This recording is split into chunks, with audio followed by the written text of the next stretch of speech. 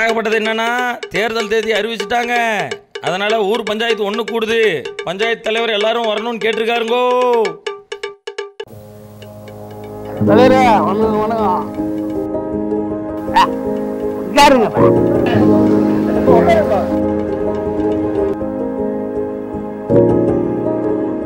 என்னப்பா இந்த வருஷம் எல்லாம் புதுசா ஓட்டு போட போறீங்க. யாராருக்கு என்னென்ன ஓட்டு போட முடிவு பண்ணிட்டீங்களா இல்லையா? என்னையா ஒருத்தோட எதுவும் பதில் செலவு உட்காந்து தலைவர் கேட்கறாருல, என்ன முடிவு பண்ணிக்கிறேன் சொல்லுங்கய்யா. யாருக்கு ஓட்டு போட்டு என்னையா ஆக போகுது, அதனால இந்த தடவை நான் யாருக்கும் ஓட்டு போடுறத முடிவு பண்ணிட்டேன் ஐயா.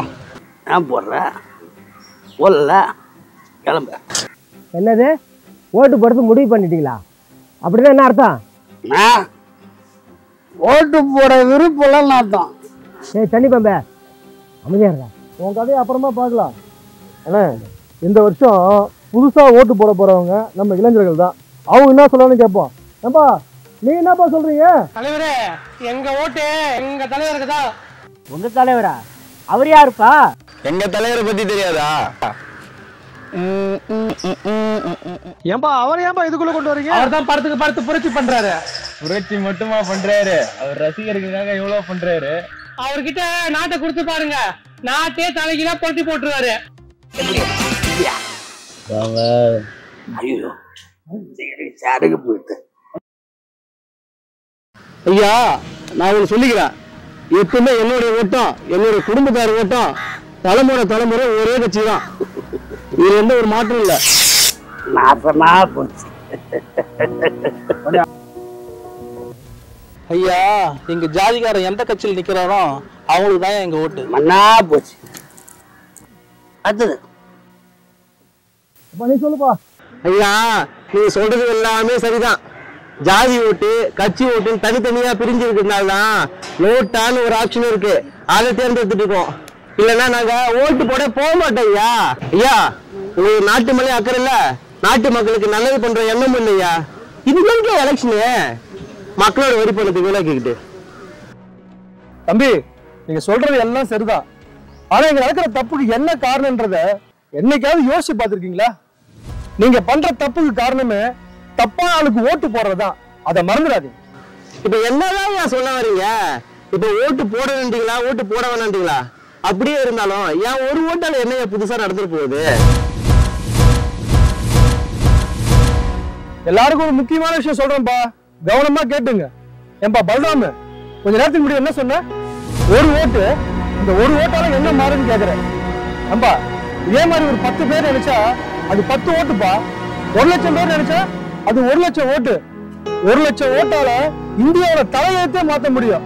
அவ்வளவு ஒரே ஒரு ஓட்டால ஒரு நாட்டோட தலைவனையே மாத்த முடியும். அதை முதல்ல புரிஞ்சுங்கப்பா.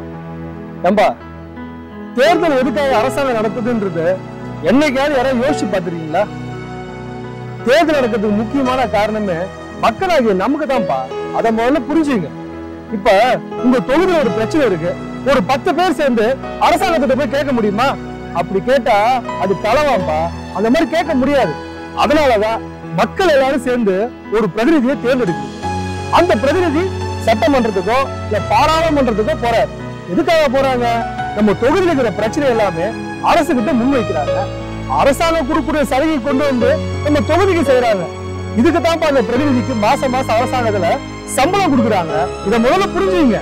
ஐயா நீங்க சொல்றது சரிதான், ஆனா நாங்க கேட்டது ஓட்டு போடணுமா வேணாமா? ஆனா நீங்க என்னென்னமோ சொல்றீங்களே, எங்களுக்கு எதுவுமே புரியல. ஏமா ஒரு தெருவுல 100 பேர் இருக்காங்க. அந்த 100 பேருமே பொதுமக்களா இருக்கணும்ன்றது அவசியம்.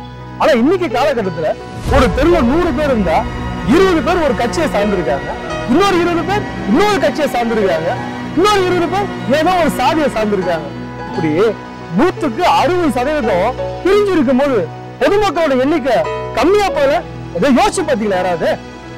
அட ஆமாயா, நம்ம ஊர் மக்கள்லாம் என் கட்சிக்காரன் ஜெயிச்சா எனக்கு வேலை வாங்கி தந்துருவான், என் ஜாதிக்காரன் ஜெயிச்சா எனக்கு அதை செஞ்சிருவான் இதை செஞ்சிருவான்னு ஓட்டெல்லாம் பிரிச்சு போறதால்தான் தகுதியே இல்லாத நம்ம தேர்ந்தெடுத்து காரணமாயிடுறோம்.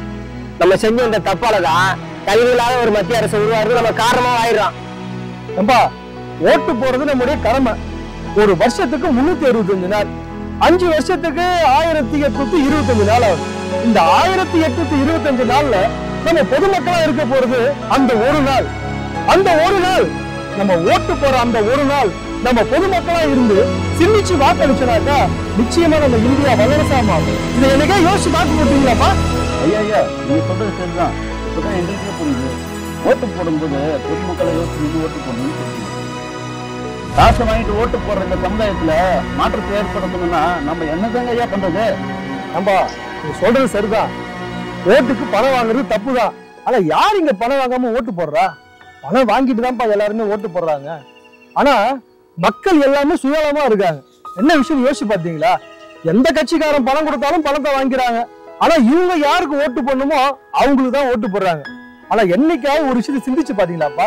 நம்ம நாடு நல்லா இருக்கணும், நம்ம நாடு நல்லா இருந்தா நம்ம வீடு நல்லா இருக்குன்னு சொல்லிட்டு யோசிச்சு உங்க மனசுக்கு பிடிச்சு பொதுமக்களா இருந்து எந்த ஒரு பிரதிநிதியாவது நீங்க தேர்ந்தெடுத்துருக்கீங்களா? ஐயா, ஓட்டு போறத கடமைன்னு சொல்றீங்க, அந்த கடமைக்கு காசு வாங்க வேணாம்னு சொல்றீங்க. எல்லாம் சரிதான் ஐயா. ஓட்டுங்கிறது ஒருத்தவன் தனிப்பட்ட உரிமை தானே. அந்த தனிப்பட்ட உரிமைக்கு பெண்களோட எங்களுக்கு பறிக்கப்படுது. என்னமா சொல்ற? ஆமாங்க ஐயா, எங்க உரிமை பறிக்கப்படுதுதான். எங்களுடைய இஷ்டத்துக்கு ஓட்டு போட முடியலையே. எங்க குடும்ப தலைவர் தான் முடிவு எடுக்கிறாரு.